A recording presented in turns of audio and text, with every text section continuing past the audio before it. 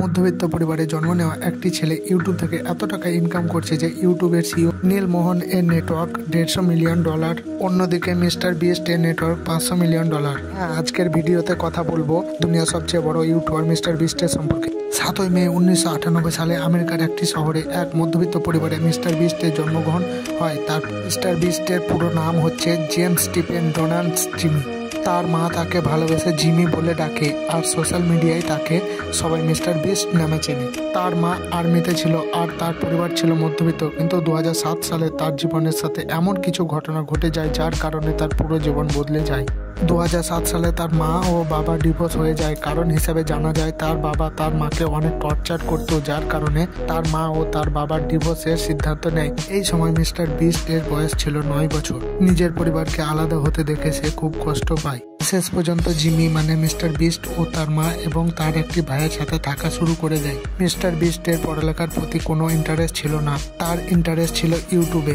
আর 2010 সালে ইউটিউব আমেরিকার ট্রেন্ড হতে শুরু করে। আমেরিকার ইউটিউবারদের পরিচিতি বাড়তে থাকে, আর এগুলো দেখে জিমির ইউটিউবার হওয়ার ভূত মাথায় চড়ে বসে। যার কারণে মিস্টার বিস্ট 13 বছর বয়সে মানে 2012 সালে মিস্টার বিস্ট একটি ইউটিউব চ্যানেল খোলে, আর সেই চ্যানেলটির নাম রাখে মিস্টার বিস্ট 6000।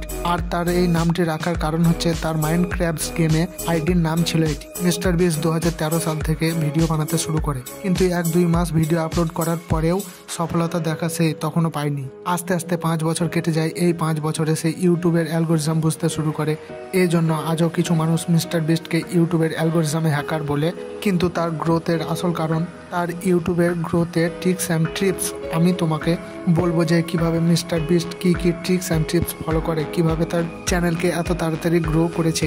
সালটা ছিল 2016। গ্রিন ভ্যালি খ্রিস্টান একাডেমি, সে গ্র্যাজুয়েটের জন্য একাডেমি নেওয়া শুরু করে। আর সেই সময়ে তার চ্যানেলে 30,000 সাবস্ক্রাইব কমপ্লিট হয়ে গিয়েছিল। আর গেমিং ভিডিও আস্তে আস্তে গ্রো হতে শুরু করে এবং আরও সাবস্ক্রাইব বাড়তে শুরু করে, যার কারণে সে একটি সিদ্ধান্ত নেয়। সেই একটি ডিসিশন তার জীবনকে বদলে দিতে পারে, বা সেই একটি ডিসিশন তার জীবনকে শেষ করে দিতে পারে। 2016 সালে সে তার কলেজ থেকে ড্রপ নেয় আর ইউটিউবকে ফুল টাইম কেরিয়ার হিসেবে নেওয়ার সিদ্ধান্ত নেয়। বন্ধুরা, তার এই ঘটনা থেকে আমাদের সবার শেখা উচিত যে জীবনে যখন আমরা কনফিউজ হব তখন আমরা যে কোনো একটি ডিসিশন নেওয়া অত্যন্ত জরুরি।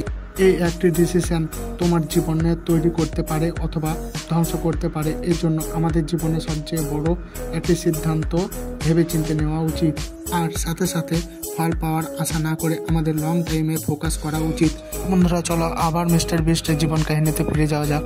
এই সময় জব এবং ডিগ্রিগুলি খুব সহজে পাওয়া যেত, কিন্তু মিস্টার বিস্টের প্রয়োজন ছিল লং টার্ম। সে রাতারাতি কিছু পেতে চায়নি, সে বড় কিছু করার কথা ভেবেছিল, যেটার ফল তাকে আজ দুনিয়ার নাম্বার 1 ইউটিউবার বানিয়ে দিয়েছে। আর যখন মিস্টার বিস্ট কলেজ ছেড়ে দিয়েছিল, তার মা এই সিদ্ধান্তটি একেবারে সাপোর্ট করেনি, বরং রেগে গিয়ে তাকে ঘর থেকে বের করে দিয়েছিল। কিছু সময় পর মিস্টার বিস্ট তার মায়ের কাছে যায় এবং তার মাকে বোঝানোর চেষ্টা করে। আর মিস্টার বিস্ট এর মুখে যে চমক ছিল তার সে পেয়ারিং ছিল, যেটা দেখে তার মা তাকে সাপোর্ট করা শুরু করে দেয়।